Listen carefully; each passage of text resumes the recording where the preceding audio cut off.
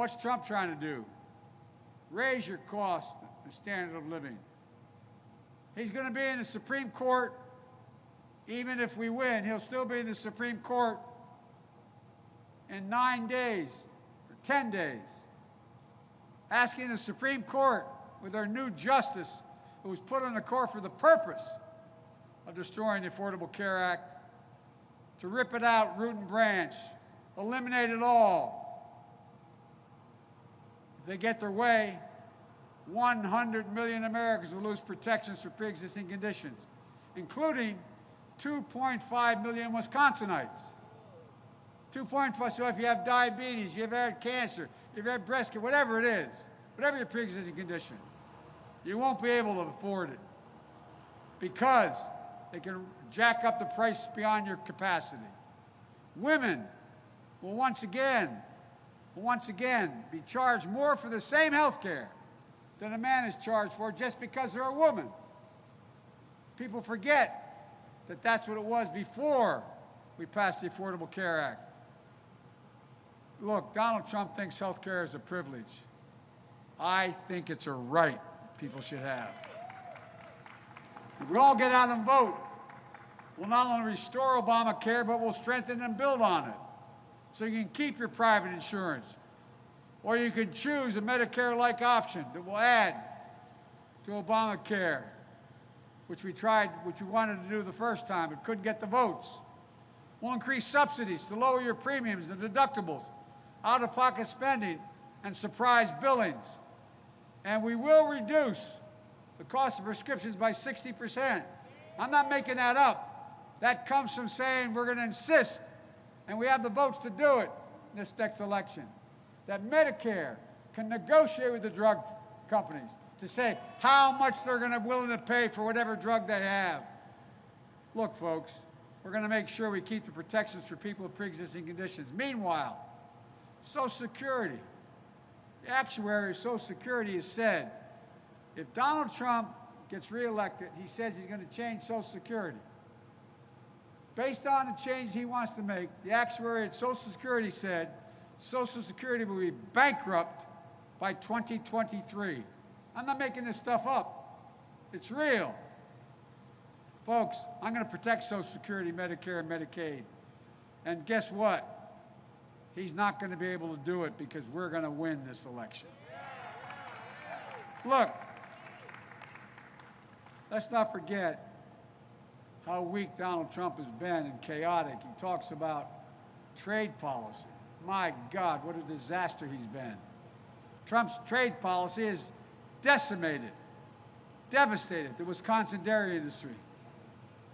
In 2017 to 2019, Wisconsin lost 15% of its dairy farms. And last year, Wisconsin lost more dairy farms than any state in the nation. Since the start of the trade war, Wisconsin has seen mass layoffs surge by 25%. And even before COVID hit, Wisconsin saw big declines in manufacturing jobs.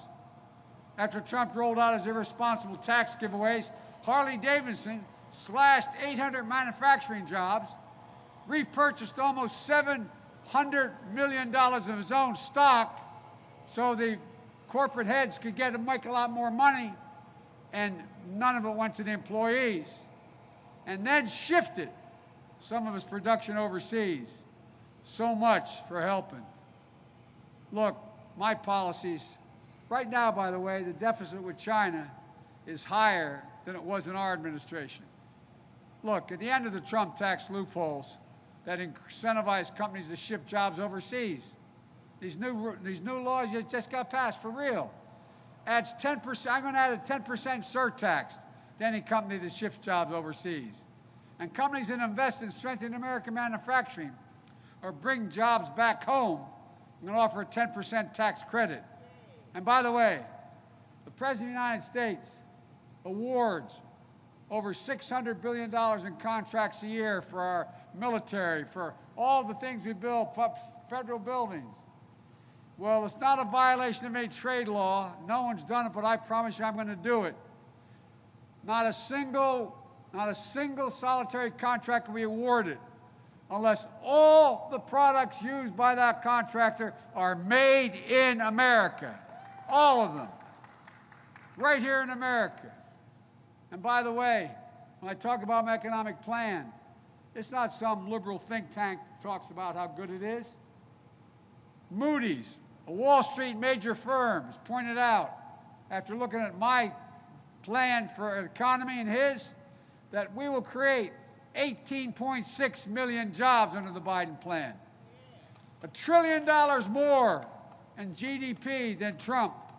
Folks, look, the fact is that we're now in a situation where this president is in a position that he doesn't know what he's doing. If you notice what Donald Trump has spent a lot of time doing, he spent a lot of time rolling out irresponsible corporate tax cuts in the meantime. Do you realize that during this pandemic, the billionaires in America, billionaires, they're all listed, have made over $300 billion more? $300 billion more? How about you guys? You're all doing great, right? You got all that money. Look, folks, we're in a situation where the president now finds himself, the thing that bothers me most about all he's done is the way he talks about our military being suckers and losers. Yeah. Think about this. A lot of you women and men served in the military. A lot of Wisconsinites served. My son, Bo, gave up the Attorney General's job in the state of Delaware to volunteer to go to Iraq for a year. He won the Bronze Star, the Conspicuous Service Medal. He came home with cancer after being near birth. He came home anyway. He's given months to live. And guess what? He wasn't a loser. He wasn't a sucker. He was a patriot.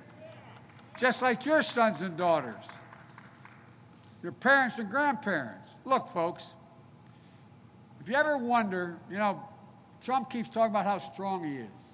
He's strong, and the rest of the nations listen to him. Everybody's afraid of him.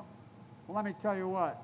He's the first president I'm aware of in American history that 6 generals, including his former chief of staff, 6 of them left, resigned, and said he wasn't fit to be commander-in-chief. General Stanley McChrystal, Special Operations Commander. He's the guy that oversaw the bin Laden raid. Bill McGraven. And 22 he oversaw. He was the SEAL. He headed up the SEALs. And 22 4-stars have endorsed me, saying they trust me to be the next commander-in-chief of the United States military. Folks, it's about respect. It's about support. And that's why the Military Times, which the staff tried to wipe out, Military Times just wrote an article saying more active duty troops support Biden than Trump. So much for the guy who talks about what a tough guy is and why everybody listens to him.